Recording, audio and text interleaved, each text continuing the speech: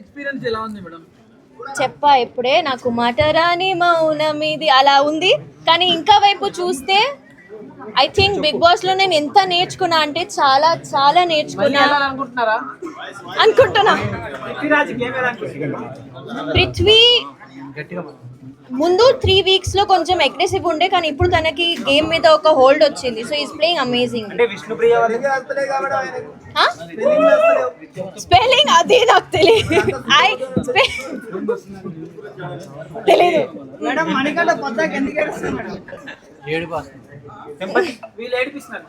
మీకు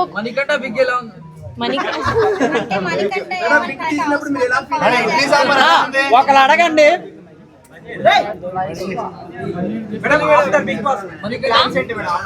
after Bigg Boss plans, oh yeah, actually after Bigg Boss plans ఏంటంటే, first of all నేను ఇప్పుడు ఇంటికి వెళ్ళాలి. నాకు ఇంతమంది జనాలు చూస్తే కూడా నాకు కొత్తగా ఉంది, ఎందుకంటే నాకు నా ఫోన్ వాడటమే రాలేదు. So I should get back to my life style, normal life style. ముందు నేను నో రేషన్ లేకుండా తినలేదు మంచిగా, అండ్ అన్నీ కొంచెం ఇబ్బందిగా ఉండే.